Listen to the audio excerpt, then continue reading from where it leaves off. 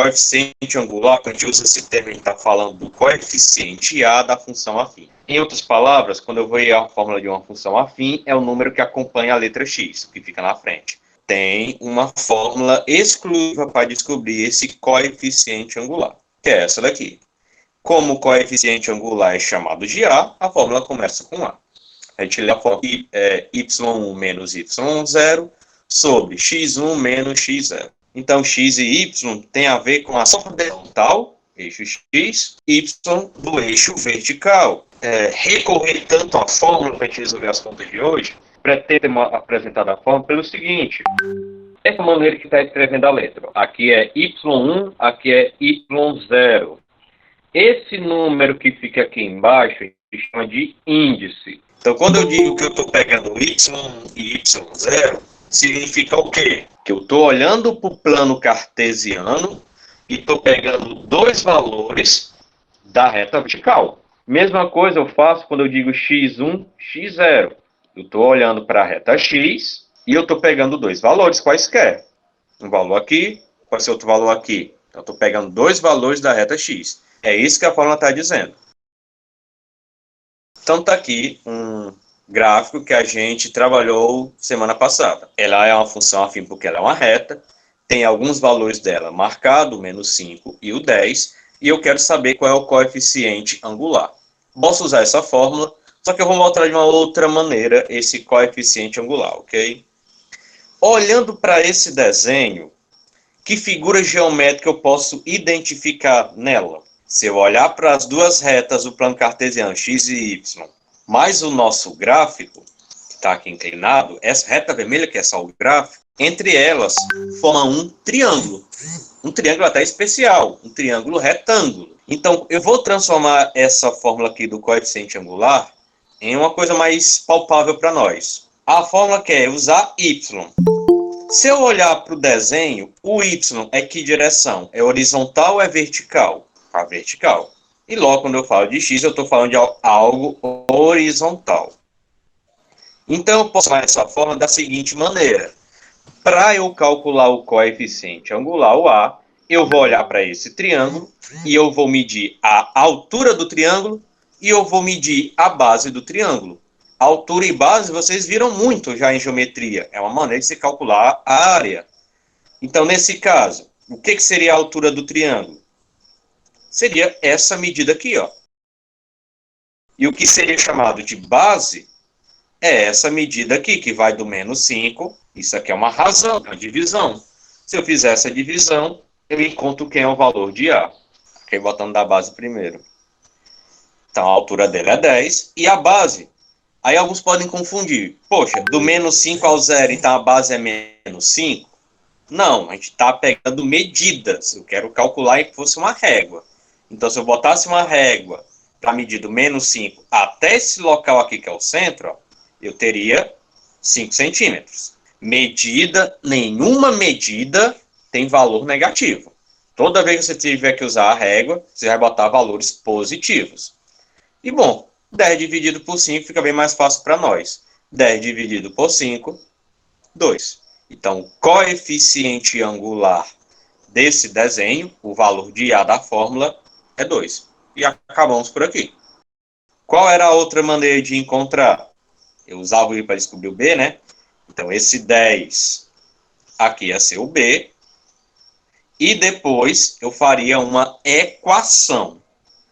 E percebam, eu fazendo a equação, a gente já fez na semana passada, o valor encontrado é o mesmo. Ó. Usando o triângulo, eu encontrei que A é 2. Se eu fizer por uma equação, também eu vou encontrar A igual a 2. Então, eu tenho duas maneiras de fazer essa conta, ok? Eu quero saber qual a lei de formação que representa o gráfico da função abaixo. Está aqui um plano cartesiano. Eu quero saber o B. Qual é o valor de B dessa função? Eu vou olhar para o gráfico, que nesse caso é essa reta azul, e vou ver onde ela passa pelo eixo vertical, por Y. É aqui no menos 4. Então, eu vou trocar isso aqui, que está de verde, por menos 4. Então, vai sumir o mais. Pronto, eu já descobri o B. Agora, eu tenho que descobrir quem vai ficar na frente do X. o coeficiente A.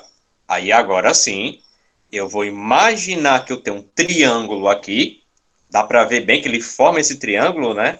O nosso gráfico com o plano cartesiano. E eu vou calcular o quê? Dividir a altura do triângulo, dividir pela base do triângulo. Lembrando que eu estou medindo como se fosse com uma régua. Então a gente não vai olhar nada de negativo aqui. Eu só quero realmente o tamanho. Quantos quadradinhos, quantas setinhas eu preciso até chegar aqui. Então é 1, 2, 3, 4. Eu só estou medindo. Contagem mesmo. Não vamos trabalhar com negativo nessa divisão. Então aqui é 4. Qual seria a base desse triângulo? 2. Eu estou medindo isso aqui. Literalmente como se fosse uma régua. Aqui mede 2. 4 dividido para 2.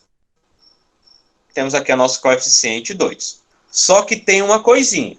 A parte da conta está correta. Só que esse gráfico decrescente. E quando eu tenho uma função decrescente, eu tenho que ter esse valor de A negativo. Nossa conta deu um valor positivo. A gente não vai varrer nenhuma conta com negativo. Mas, se o desenho seu for decrescente, quando você colocar aqui o valor de A, você vai ter que colocar ele negativo. É só isso. A divisão não muda, é altura pela base, só que se for decrescente, a gente tem que botar essa resposta negativa. Se for crescente, é positiva normal. Mas vamos treinar. Vocês acham que tem um triângulo aqui nesse desenho? Mas a gente precisa ter um triângulo para a gente poder usar aquela fórmula de pegar a altura e dividir pela base. O desenho inicialmente não tem, mas tem como um triângulo aqui. O que eu vou fazer é o seguinte, ó. Se eu traçar uma reta aqui que seja paralela a essa, agora sim eu tenho um triângulo, não? E é a partir que a gente vai fazer a nossa conta. Tendo o triângulo, agora a gente vai medir a altura. A altura do triângulo não é 48. Eu quero a altura, eu só quero esse pedacinho de amarelo. Como eu também só vou querer essa parte aqui da base, não é toda. Aqui eu tenho uma pequena conta. Para descobrir a altura, eu vou ter que pegar o 48, que seria a parte mais em cima, tirar 24. Aí eu teria a altura. E para descobrir a base, qual é a conta que a gente vai fazer? Esse ponto está começando quanto? 2007. A parte final que seria aqui, ele está terminando no 2011. Para eu saber quanto é que mede essa medida, bastaria pegar o 2011 e tirar 2007. Agora subtrair. Quanto é 48 menos 24? 24. E 2011 menos 2007 dá 4. 24 dividido para 4 é quanto? 6. Vamos tentar fazer outro para fixar.